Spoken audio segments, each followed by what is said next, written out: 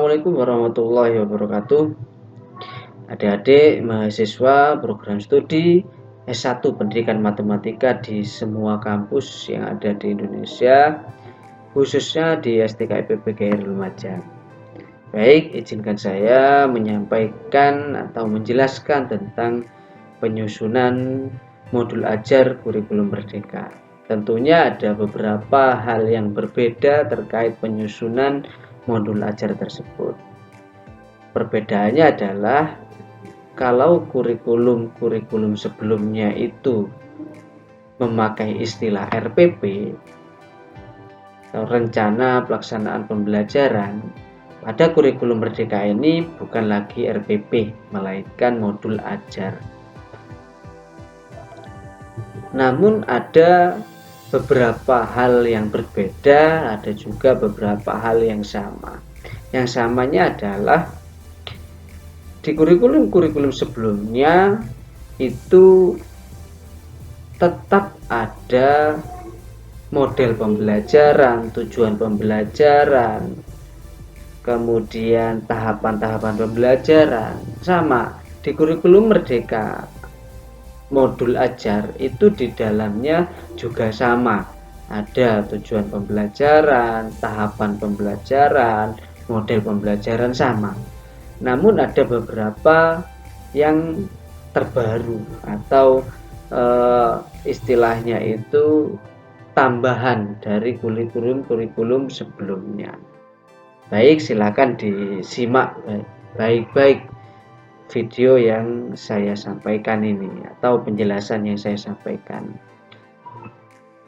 Yang pertama adalah adik-adik harus memahami terlebih dahulu capaian pembelajaran. Nah, capaian pembelajarannya ini dari mana, Pak? Apakah buat sendiri, apakah dari sekolah, atau dari gurunya sendiri, dan lain sebagainya? Tentunya tidak. Capaian pembelajaran ini di dalam kurikulum merdeka sudah disusun oleh pemerintah. Dalam hari ini adalah Kementerian Pendidikan dan Kebudayaan Ristek. Ya, atau istilahnya Kemdikbud lah biasanya. Nah, itu sudah disusun. Ada beberapa poin di dalam pedoman atau aturan penyusunan capaian pembelajaran itu. Ya, mari simak. Ini saya tampilkan file pedoman atau aturan yang sudah dibuat oleh pemerintah terkait capaian pembelajaran. Nah, capaian pembelajaran yang sudah disusun oleh pemerintah itu sebanyak kurang lebih 1076 halaman. Tentunya seorang guru, khususnya guru mata pelajaran, tidak mungkin membaca satu persatu, halaman per halaman, tidak mungkin. Karena kenapa?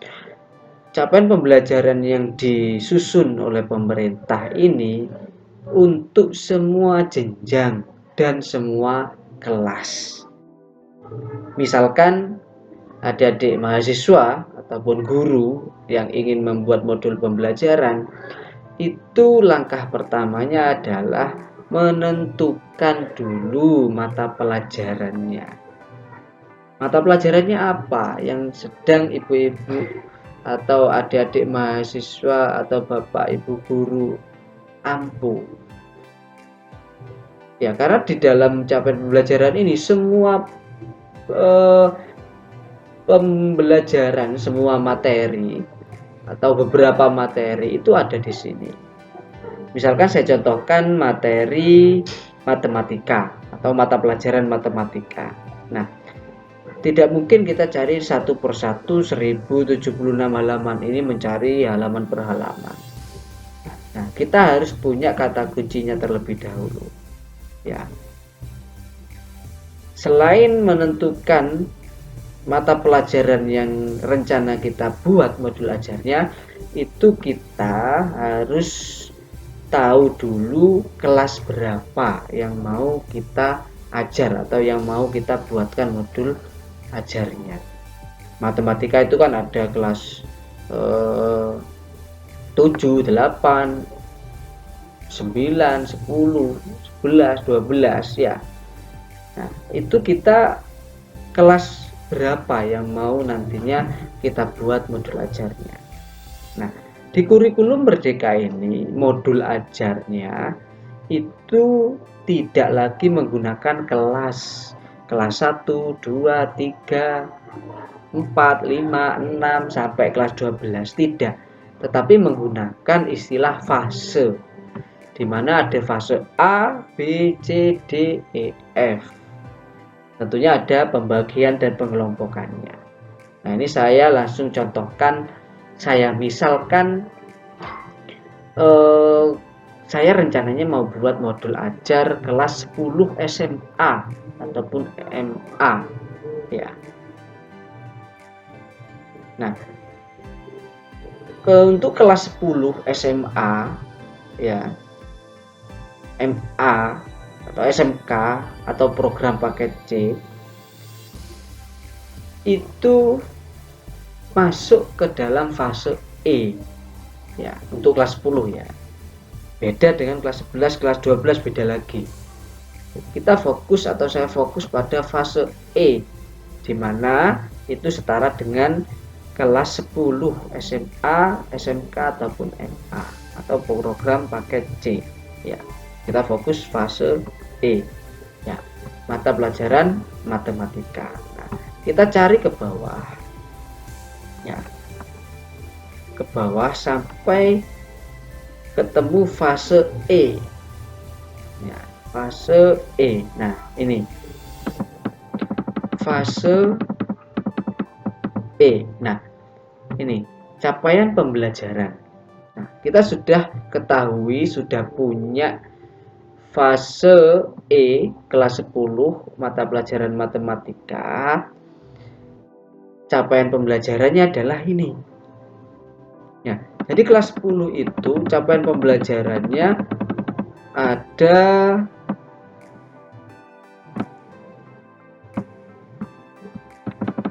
1, 2, 3, 4. Nah, ada 4 capaian pembelajaran. Loh, ini kok pengukuran. Nah, berarti di kelas 10 itu mata pelajaran matematika tidak ada capaian pembelajaran atau mata pelajaran terkait pengukuran. Ini berdasarkan pedoman dari pemerintah ya. Capaian pembelajaran di kelas 10 mata pelajaran matematika itu ada 4. Nah, ini ada bilangan, aljabar dan fungsi, geometri, analisis data dan peluang. Nah, terkait mata pelajarannya atau materinya, nah itu ada di dalam mata pelajaran. Nah, setelah ini kita kupas sampai tuntas, sampai kita bisa menyusun modul ajar ya. Ini kita menentukan capaian pembelajarannya dulu. Oke, kita contohkan saja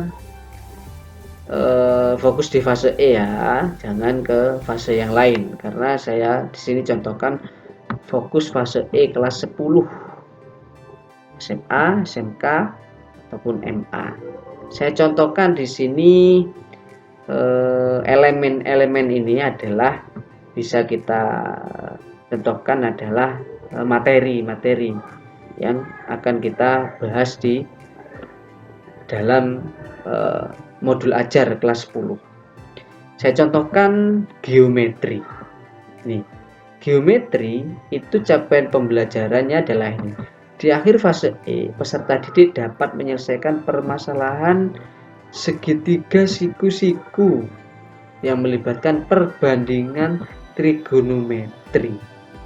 Ya, jadi materinya di sini elemennya geometri, materinya itu segitiga siku-siku dan perbandingan trigonometri. Ya, kita langsung melangkah kepada analisis capaian pembelajaran berdasarkan konten dan kompetensi. Nah, ini ada format Excel yang berupa beberapa sheet ini yang dibuat sebelum membuat modul ajar itu.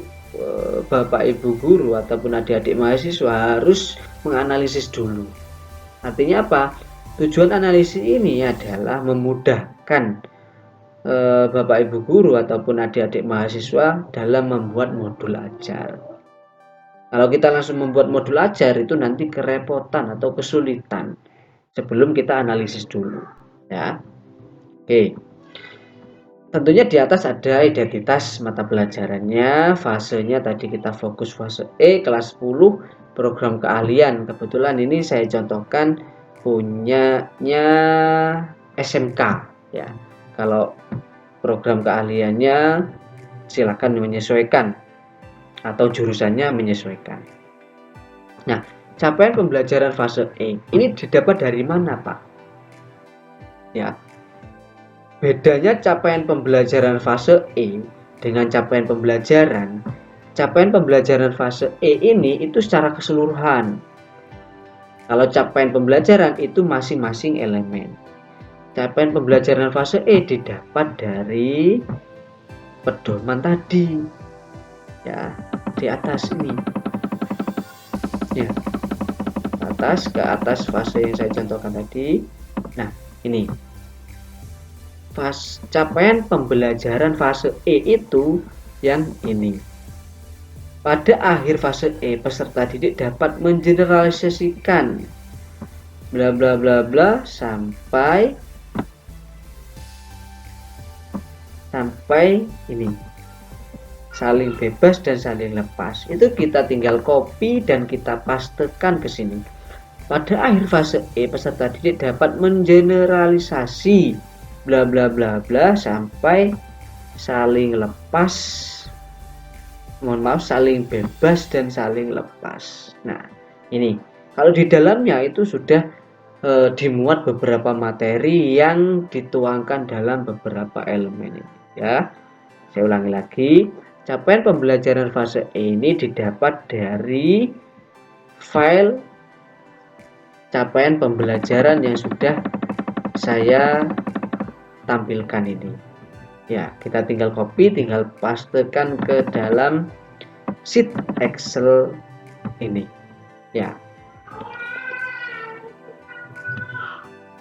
Kemudian capaian pembelajaran berdasarkan elemen ini ya. Ini ada 4 elemen. Nah, sebenarnya ada 5. Kebetulan di kelas 10 itu tidak ada pengukuran. Makanya capaian pembelajaran atau elemennya hanya ada 4 seperti yang di file yang saya sampaikan sebelumnya ya. Ini sama persis bilangan, aljabar dan fungsi, sama persis di sheet Excel ini ya. Nah, ini apakah dibuat semua? Ya tidak semuanya, tergantung Bapak Ibu atau adik-adik mahasiswa itu membuat modul ajarnya itu apa, materinya apa. Ya, misalkan materinya yang saya contohkan tadi geometri. Nah, berarti fokus kepada geometri saja. Ya, ini saya coba sembunyikan dulu, kita fokus pada geometri ya. Karena tadi saya sampaikan, saya contohkan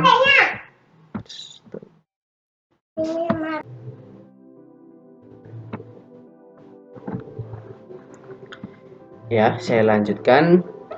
Jadi sesuai yang saya sampaikan tadi, yaitu saya contohkan pada elemen geometri ya, atau pembahasan materi geometri yang di dalamnya ada perbandingan trigonometri ya.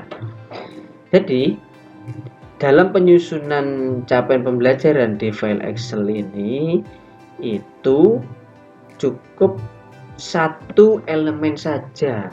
Misalkan buat modul ajarnya itu satu elemen atau satu materi. ya, atau satu konten ya. Ini kalau di kurikulum Merdeka itu bukan materi namanya, tapi konten ya. Nah, ini saya contohkan elemennya geometri, kontennya atau materinya trigonometri. Ya. Ini capaian pembelajarannya. Nah, ini kita dapat dari mana? Ini didapat dari file yang sudah saya cantumkan tadi. Ini geometri, ini capaian pembelajarannya. Tinggal di copy, kemudian dipastekan di sini. Ya. Ini apakah boleh diedit, boleh ditambahkan, boleh dikurangi? Oke. Untuk capaian pembelajaran, baik capaian pembelajaran fase E ataupun capaian pembelajaran pada masing-masing elemen, itu tidak boleh ditambah, tidak boleh dikurangi. Karena apa? Ini sudah disusun atau sudah dibuatkan pedoman oleh pemerintah. Jadi tinggal copy, tinggal pastekan saja. Oke. Kemudian Bapak Ibu guru ataupun adik-adik itu melihat kalimat perintah ya yang ada di dalam capaian pembelajaran ini. Coba Bapak Ibu atau adik-adik mahasiswa perhatikan masing-masing kata. Kata perintahnya ada di mana? Oke. Di akhir fase E, peserta didik dapat menyelesaikan. Nah, kata kerjanya atau kata perintahnya itu Bapak Ibu atau adik-adik beri warna. Ya, beri warna. Karena kenapa? Ini untuk memudahkan ke pembuatan di kolom kompetensi. Oke. Kemudian melibatkan perbandingan trigonometri. Artinya apa? Dalam menyelesaikan masalah itu menggunakan atau melibatkan materinya atau kontennya perbandingan trigonometri. Oke, kita pindah ke kolom berikutnya. Konten ini adalah materinya, sudah saya beri warna biru, tinggal memindahkan ke kolom konten. Begitu juga capaian pembelajaran, ini saya sampaikan kata kerja tadi yang di sini saya beri warna merah, tinggal memindahkan di kolom kompetensi, yakni menyelesaikan permasalahan. Nah, ini kita bisa sederhanakan menyelesaikan masalah. Oke, kita geser. Di dalam kurikulum Merdeka itu hal barunya yang berbeda dengan kurikulum sebelumnya itu ada dimensi profil pelajar Pancasila. Itu apa, Pak?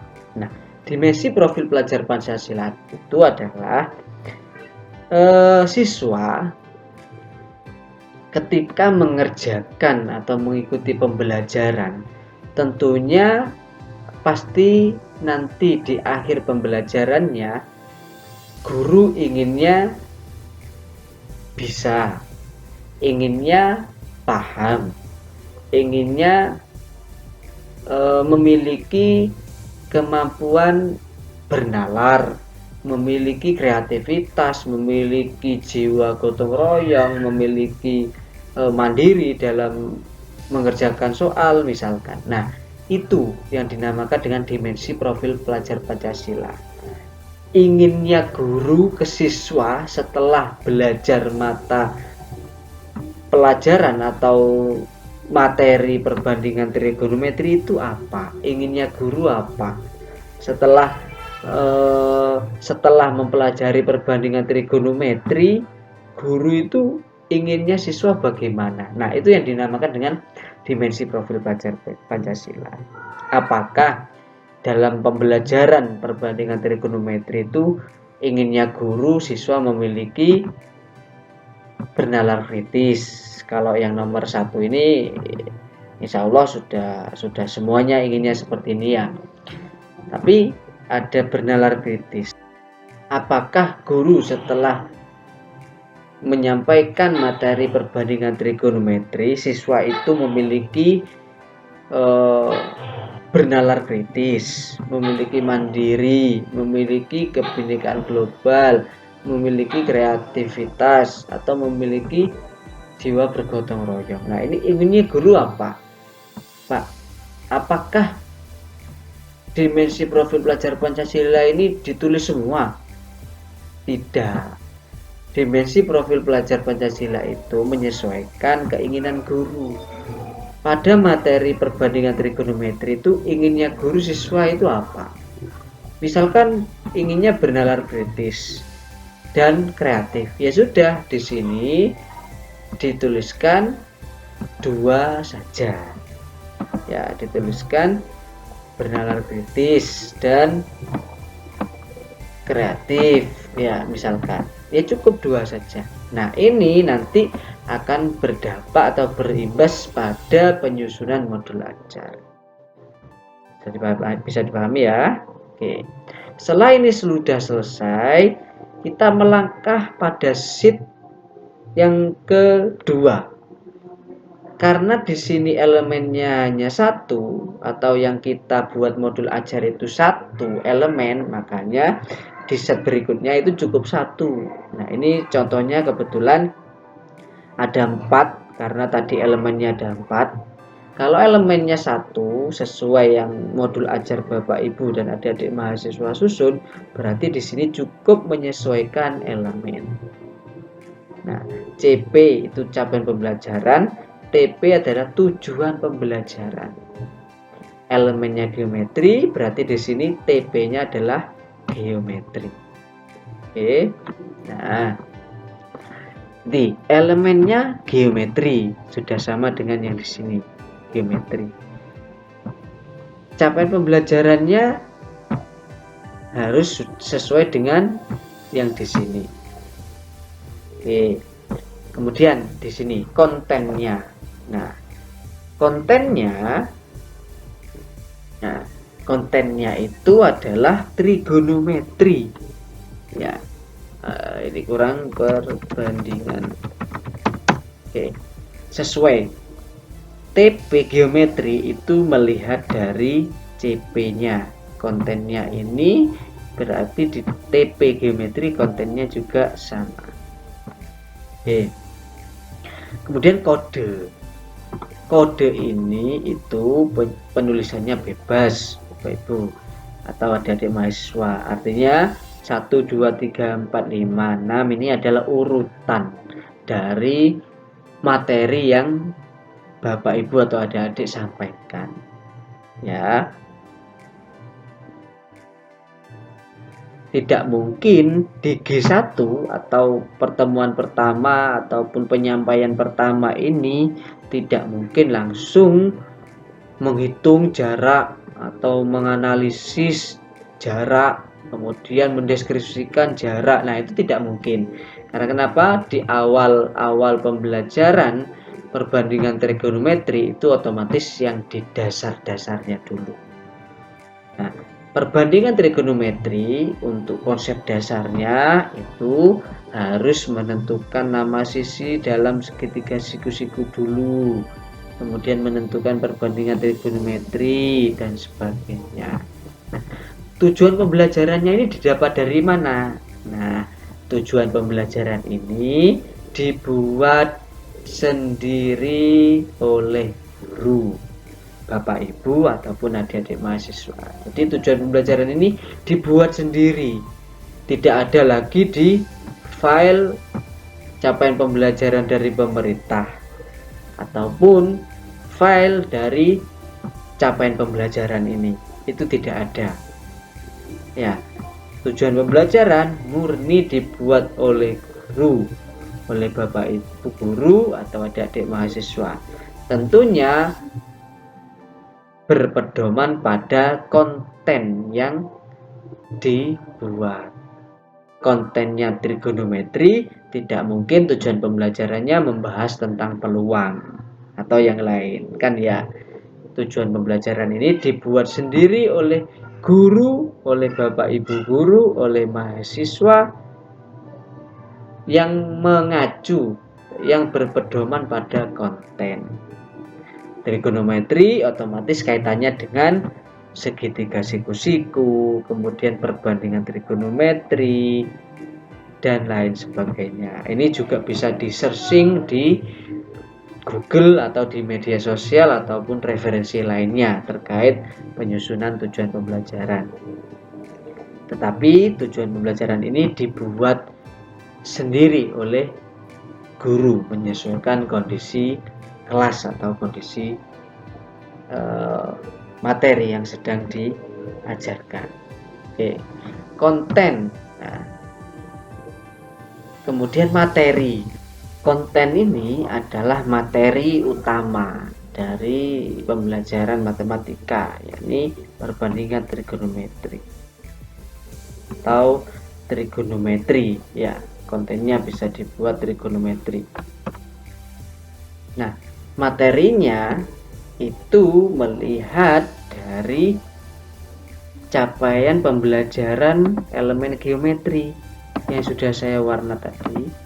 Nah, menyelesaikan masalah segitiga siku-siku. Nah, di sini bisa diisikan penamaan atau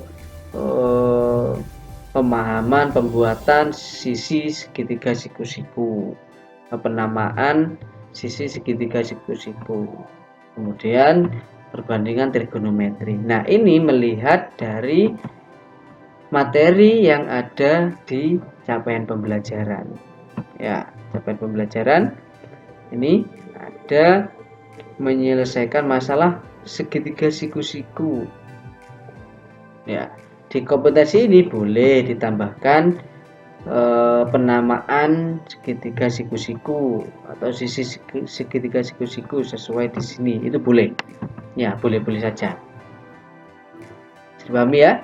Di tujuan pembelajaran geometri itu ada elemen capaian pembelajaran, konten, kode, tujuan pembelajaran yang dibuat sendiri, kemudian materi yang isinya ini menyesuaikan dengan capaian pembelajaran yang terdapat materi di dalamnya dan juga menyesuaikan tujuan pembelajarannya.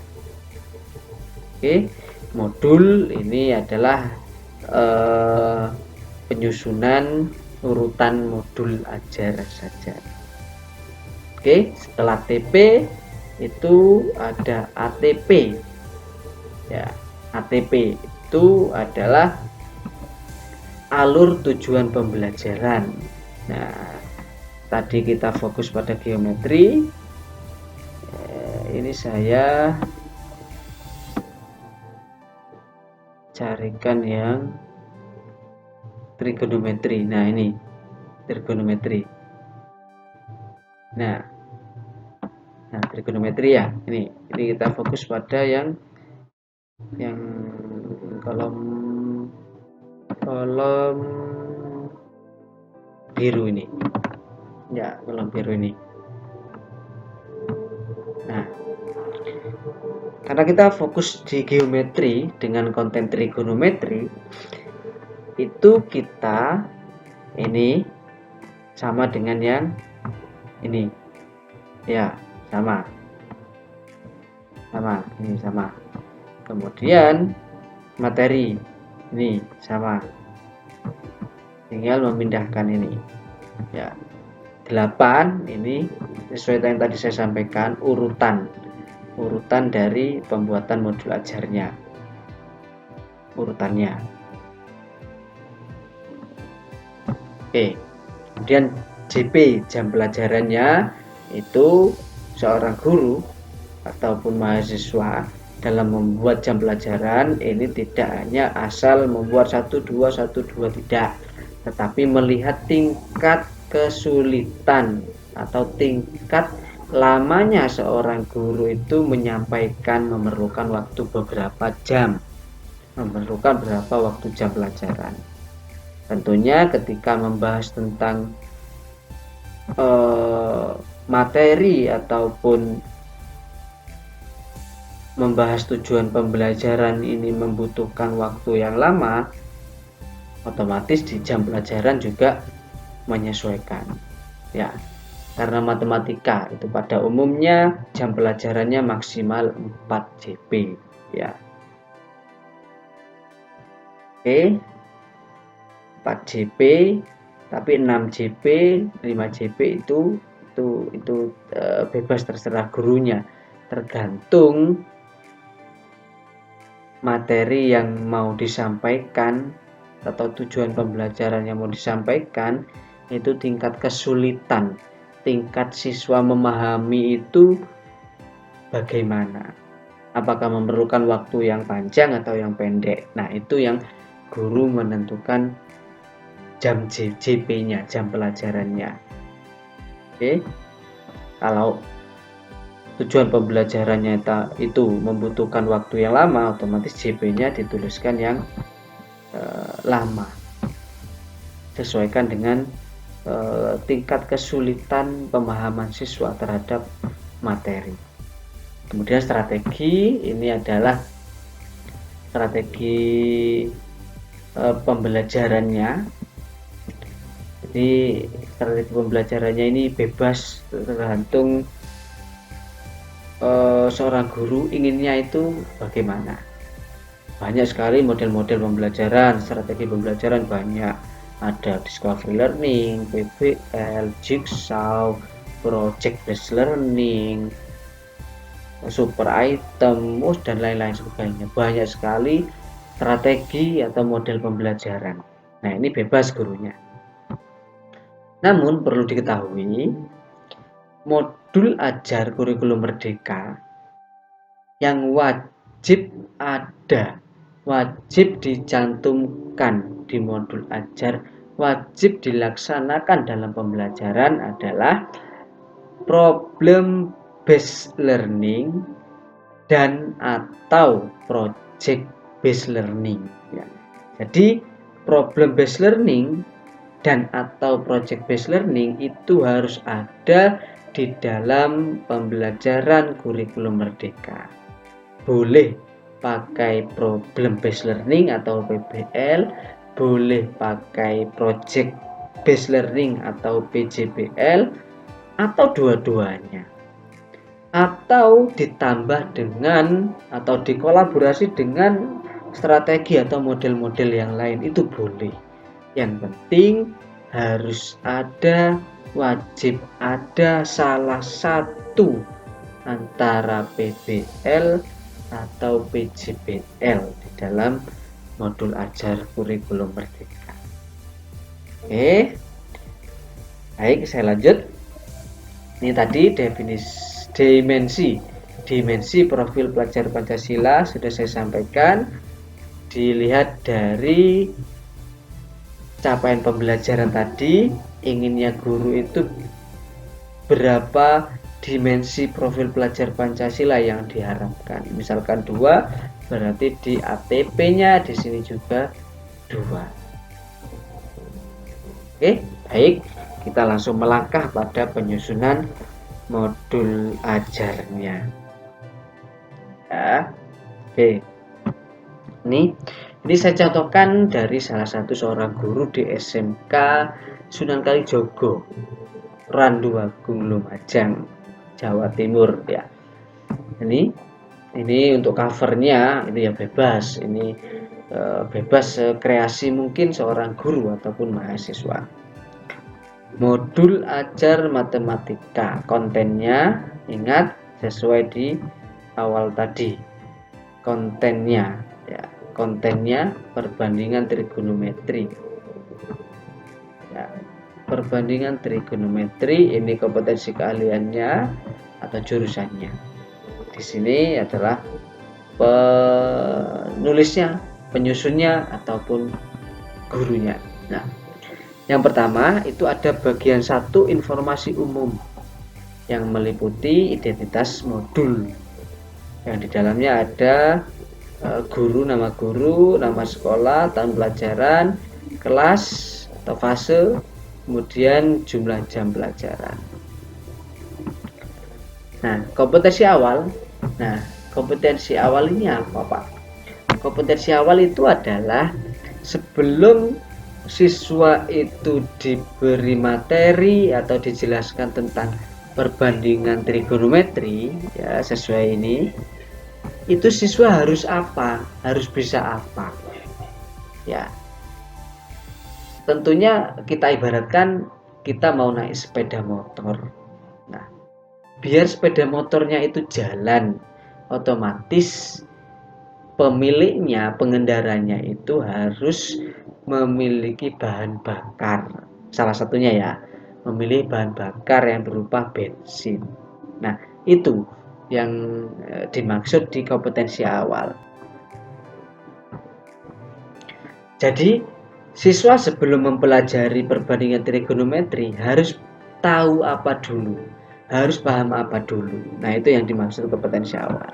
Nah, ini seorang guru harus membuat atau menyusun kalimat yang menyatakan kompetensi awal siswa. Peserta didik telah memahami ya. Artinya apa? Kompetensi awal sebelum menerima materi perbandingan trigonometri itu siswa sudah pernah belajar. Peserta didik telah memahami konsep Pitagoras, nilai perbandingan dan kesebangunan segitiga. Nah, ini bisa di-searching materi-materi apa sebelum perbandingan trigonometri itu, materi-materi apa, itu bisa dibuat referensi dalam penyusunan kompetensi awal. Kemudian profil pelajar Pancasila, ini yang saya sampaikan tadi, berpikir kritis dan kreatif. Nah, tadi yang saya contohkan ada dua ya, bernalar kritis dan kreatif. Ini berpikir kritis boleh lah, atau disamakan dengan yang tadi boleh. Intinya memiliki jiwa berpikir kritis dan kreatif, harus sama dengan yang di sini. Kemudian sarana dan prasarana. Sarana itu bisa dikatakan sebagai alat pembelajaran ya, alat pembelajarannya, laptop, LCD, proyektor, alat tulis, dan LKPD. Prasarana itu adalah sumber belajarnya. Siswa itu sumber belajarnya pakai apa? Apakah pakai e-book atau pakai buku paket dan lain sebagainya. Kemudian media belajarnya itu pakai apa? Misalkan ada media pembelajaran digital, ya di sini dituliskan media pembelajaran digital, atau media pembelajaran manual yang berupa papan gambar ataupun bangun ruang 3 dimensi yang manual atau lain-lain sebagainya. Itu diisikan di sini sesuai kebutuhan dan kesiapan guru setelah atau dalam pelaksanaan pembelajaran mata pelajaran matematika materi perbandingan trigonometri. Itu apa yang mau disampaikan, yang mau ditampilkan di dalam kelas. Tentunya sarana dan prasarana ini harus sesuai dengan pelaksanaan ya. Ingat, ini yang penting, harus sesuai dengan pelaksanaan. Misalkan sarananya Bapak Ibu guru dan adik-adik mahasiswa itu tidak memakai laptop, LCD dan proyektor, ya sudah, tidak usah dituliskan di sini. Ya. Sesuaikan dengan yang mau ditampilkan, yang mau disampaikan di dalam kelas. Oke. Ini target peserta didik. Target peserta didik adalah perbandingan trigonometri ini mau diajarkan di kelas apa, jurusan apa. Kemudian di dalam kelas itu ada beberapa kategori kan Bapak Ibu dan adik-adik mahasiswa ya. Ada kategori siswa yang kesulitan belajar, siswa yang reguler, siswa yang pintar atau pencapaian tinggi, kan macam-macam. Atau Bapak Ibu guru dan adik-adik mahasiswa modul ajarannya ini dipakai untuk kelas yang favorit misalkan, ya berarti di sini dituliskan peserta didik dengan pencapaian tinggi. Ya, karena ini contohnya adalah kelasnya itu bisa dikatakan campuran ya, campuran baik reguler, kesulitan belajar ataupun pencapaian tinggi, campuran. Nah, di sini berarti dituliskan sesuai dengan kondisi kelas yang rencananya modul ajar ini terapkan. Oke. Moda atau model pembelajaran. Nah, ini yang saya sampaikan tadi. Kurikulum Merdeka itu wajib ada PBL. Ya, moda ini adalah tatap muka ataupun online. Ini moda. Kemudian model pembelajarannya ini adalah PBL atau PJBL yang saya sampaikan tadi ya. Itu harus ada salah satu PBL atau PJBL. Kemudian ini dikombinasi dengan pendekatan saintifik. Nah, ini boleh, itu bebas. Yang penting harus ada PBL atau PJBL. Baik. Kemudian capaian pembelajaran. Nah, ini yang tadi ya, yang tadi sama dengan yang ini ya, sama, capaian pembelajarannya harus sama, tinggal copy dan paste ke sini. Kemudian tadi bagian 1, sekarang bagian 2, yakni kompetensi intinya. Nah, kompetensi intinya itu adalah tujuan pembelajarannya. Nah, tujuan pembelajarannya didapat dari mana? Ini mohon maaf, mungkin ini ada kekurangan. Tujuan pembelajarannya tinggal copy dan paste dari sini. Ini tinggal copy dan pastekan ke sini. Tinggal menambahkan subjeknya peserta didik. Ini adalah nomor 1, menentukan nama sisi. Nah, tinggal di sini nomor 1, peserta didik dapat menentukan nama sisi bla bla bla. Yang kedua juga peserta didik dapat menentukan bla bla bla. Nomor 3, peserta didik dapat menghitung bla bla bla, dan sampai yang ke-6 ini. Oke, tinggal copy paste. Contohnya ini kurang lengkap. Oke, pemahaman bermakna.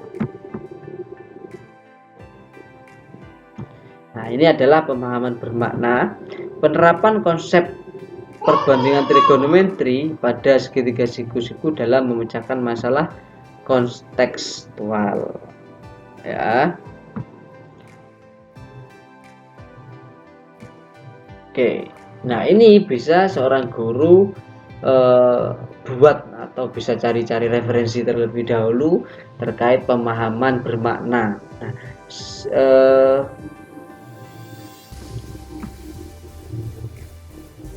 perbandingan trigonometri ini, siswa itu setelah belajar itu memiliki pemahaman yang bermakna seperti apa. Ini contohnya penerapan konsep perbandingan trigonometri pada segitiga siku-siku dalam memecahkan masalah kontekstual. Ya, artinya dalam menerapkan konsep ini pada segitiga siku-siku itu digunakan dalam memecahkan masalah kontekstual. Oke, pertanyaan pemantik tentunya ini bebas, seorang guru yang membuat tentunya berhubungan dengan materi, tidak bisa materinya perbandingan trigonometri yang ditanyakan terkait peluang, terkait aljabar dan sebagainya, itu berbeda, itu tidak boleh. Yang penting berapapun pertanyaan pemantiknya itu disesuaikan dengan konten atau materinya. Nah, ini yang saya sampaikan tadi, kegiatan pembelajaran atau tahapan pembelajaran. Ini ada pendahuluan, ada inti, ada penutup dan refleksi. Nah, yang pertama saya bahas terkait deskripsi kegiatan, itu bebas di dalamnya ini bebas, alokasi waktunya juga bebas, yang penting disesuaikan.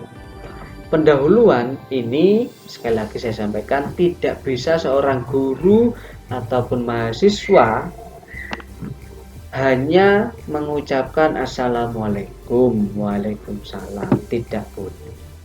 Apalagi assalamualaikum, waalaikumsalam, siapa yang tidak hadir hari ini, siapa, kemudian baik adik-adik saya akan menyampaikan materi, nah itu tidak diperbolehkan. Pendahuluan ini ada beberapa deskripsi kegiatan, yang diantaranya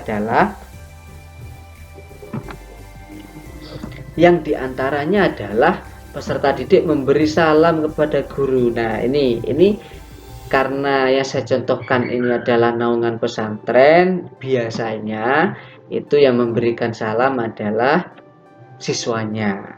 Jadi seorang guru masuk kelas, itu siswanya berdiri dan mengucapkan salam. Tapi misalkan gurunya mengucapkan salam, ya boleh-boleh saja. Yang penting di situ diawali dengan ucapan salam dari guru ataupun dari peserta didik. Jadi tentunya sebagai seorang Islam ataupun non-Islam itu diawali dengan berdoa. Peserta didik menjawab presensi guru, jadi guru itu menyampaikan atau mengecek kehadiran seorang siswa. Peserta didik menyimak capaian pembelajaran, tujuan pembelajaran yang oleh guru melalui PowerPoint. Jadi disinilah pendahuluan yang penting sekali, selain yang lain itu ya. Jadi seorang guru itu harus menyampaikan capaian pembelajaran, tujuan pembelajaran. Itu di awal harus sampaikan, ditampilkan di slide PowerPoint ataupun yang lain. Yang penting ditampilkan dan disampaikan sehingga siswa tahu tujuannya materi trigonometri itu apa. Oke. Kemudian peserta didik memberi jawaban asesmen diagnostik non kognitif. Nah, ini nanti saya contohkan di belakang terkait contoh asesmen diagnostik non kognitif itu seperti apa. Ya, baik, saya langsung contohkan saja.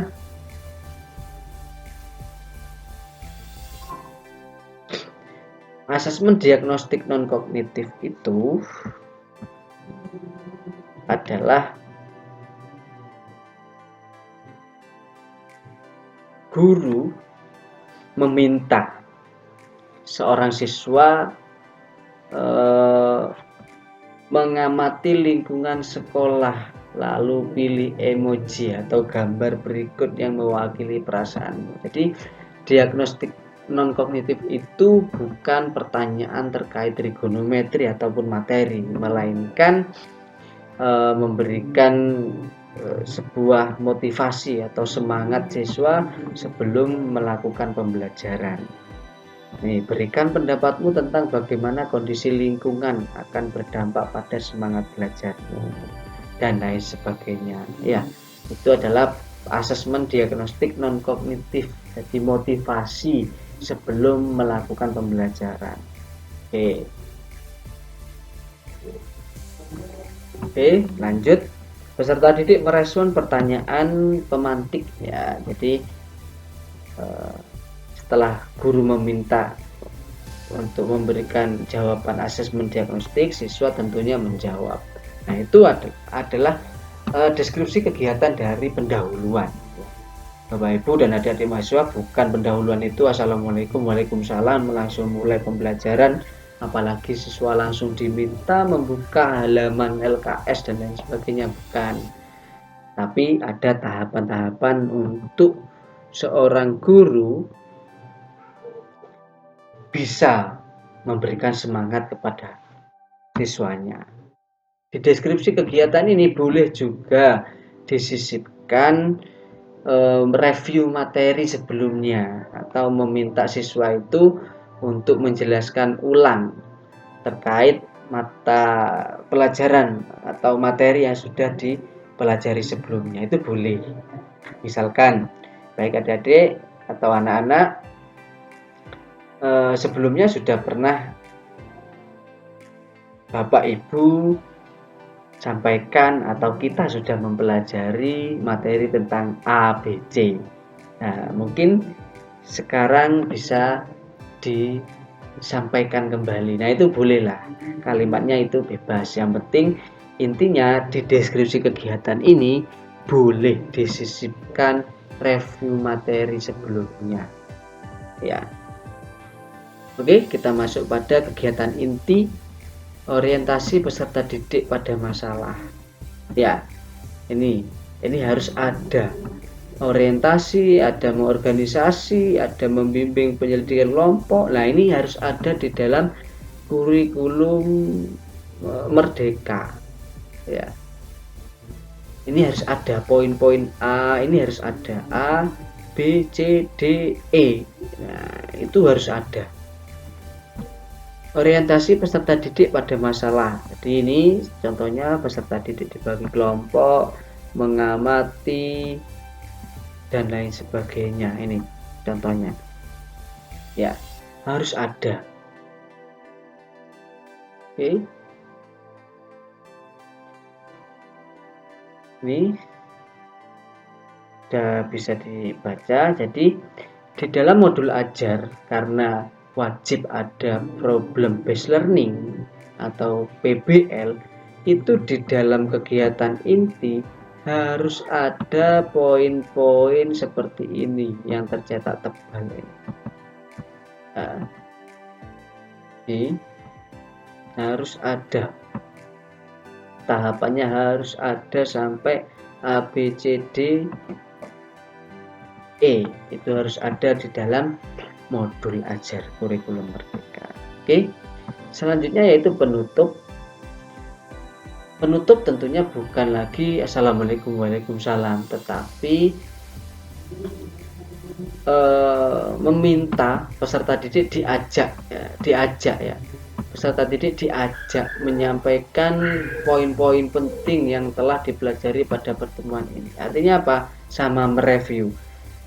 Kalau tadi di awal itu mereview materi sebelumnya, kalau penutup yang ini itu mereview atau diajak menyampaikan poin-poin penting pada materi perbandingan trigonometri. Kebetulan ini materinya perbandingan trigonometri, jadi siswa diajak menyampaikan poin-poin penting yang telah dipelajari pada pertemuan ini. Ya, bukan lagi Assalamualaikum Waalaikumsalam. Kemudian peserta didik diberi informasi untuk kegiatan pada pertemuan berikutnya. Artinya sebelum ditutup, guru itu harus menyampaikan pertemuan selanjutnya itu kegiatannya apa, atau materi yang akan dipelajari yang akan datang itu apa. Itu harus disampaikan. Kemudian peserta didik mengakhiri kegiatan dengan berdoa dan menjawab salam. Oke. Kemudian kegiatan terakhir yakni refleksi.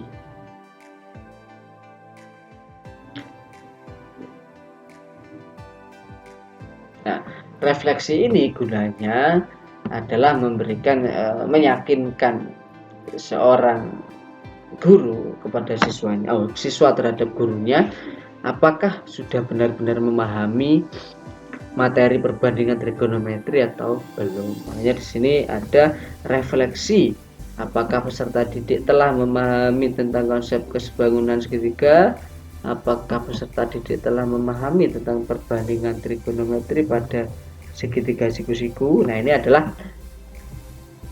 adalah pertanyaan yang diharapkan guru kepada siswa, yang harapannya guru siswa memang benar-benar paham terhadap materi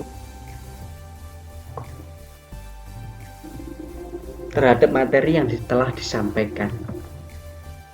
Oke, kemudian ini ada pertemuan 2 dan selanjutnya ini saya cukup contohkan pertemuan 1 saja, pertemuan 2 tinggal menyesuaikan. Oke, nah ini asesmen. Nah, di bagian terakhir, bagian 3 ini paling ya, bagian 3 dari bagian 1, bagian 2, bagian 3. Oh, bagian 2 lanjutannya, mohon maaf, lanjutannya dari bagian inti tadi. Ada asesmen ini tadi, kemudian ini lembar observasi, ini bebas, ini pakai soal tes, formatif, ini sumatif, soal tes dan instrumen penilaian. Kemudian di sini dituliskan di poin F, pengayaan dan remedial. Nah, otomatis pengayaan dan remedial itu memiliki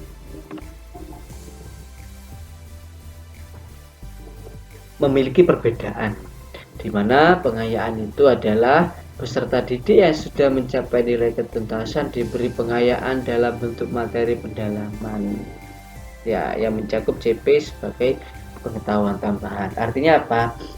Di dalam kelas, khususnya materi perbandingan trigonometri, otomatis ada siswa yang mencapai KKM atau lebih dari KKM atau di bawah KKM.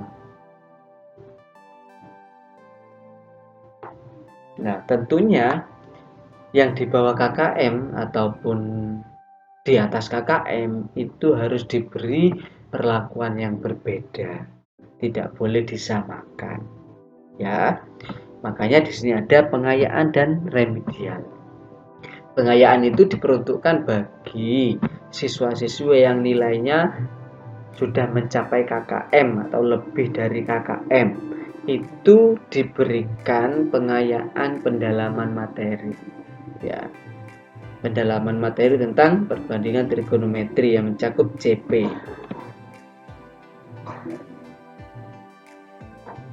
Yang mencakup CP sebagai pengetahuan tambahan, ya. Jadi diberikan tambahan materi pendalaman, ya, bukan tambahan materi di luar perbandingan trigonometri, bukan, tetapi pendalaman materi tentang perbandingan trigonometri, ya. Berbeda dengan remedial.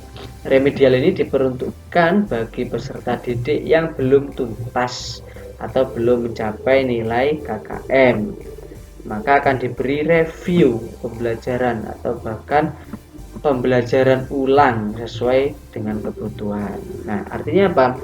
Siswa di bawah KKM atau belum mencapai KKM itu juga diberi perlakuan berbeda. Namun perlakuannya berbeda dengan yang sudah melebihi KKM.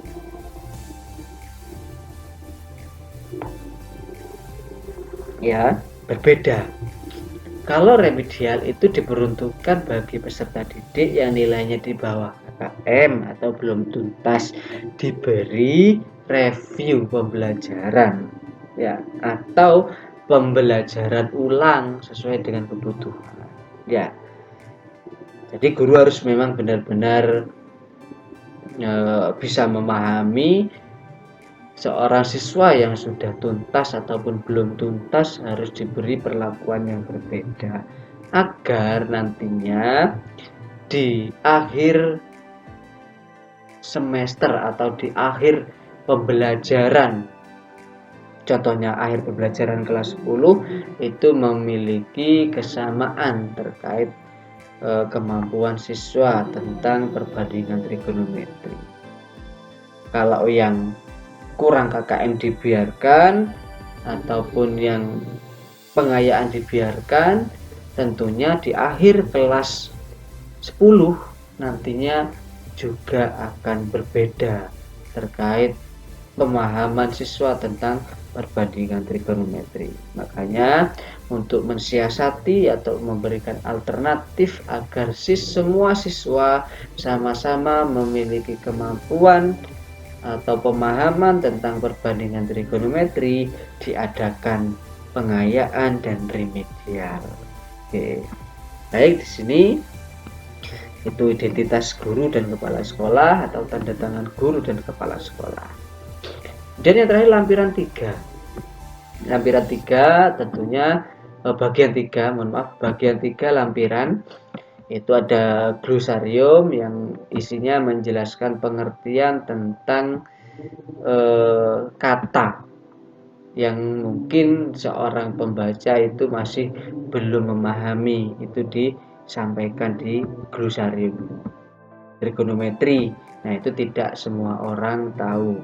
Sudut, kosinus, sinus, tangen, nah ini kan tidak semua orang atau tidak semua pembaca tahu tentang hal ini atau kata ini, makanya dituliskan atau dicantumkan dalam glosarium. Kemudian daftar pustaka ini adalah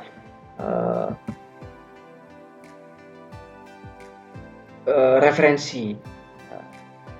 Daftar pustaka ini referensi yang sudah Bapak Ibu atau adik-adik mahasiswa kutip atau buat referensi itu pakai daftar pustaka berupa buku atau jurnal, artikel, dan lain sebagainya. Tentunya ini tentang materi yang Bapak Ibu ambil dalam penyusunan modul ajar ini. Itu ambil atau referensinya dari mana, itu disampaikan di daftar pustaka. Baik, terima kasih Bapak Ibu guru dan adik-adik mahasiswa, khususnya mahasiswa yang mengampu mata kuliah micro teaching di STKIP PGRI Lumajang. Terkait lampiran-lampiran lainnya saya sampaikan di file, nanti filenya saya share, saya cantumkan link baik di link grup WhatsApp ataupun di deskripsi YouTube saya. Nanti akan saya cantumkan link semua dokumen atau semua berkas, semua perangkat pembelajaran saya cantumkan dalam link di YouTube saya. Terima kasih, kurang lebihnya mohon maaf, semoga bermanfaat. Misalkan ada salah dalam penyampaian, saya mohon maaf yang sebesar-besarnya. Assalamualaikum warahmatullahi wabarakatuh.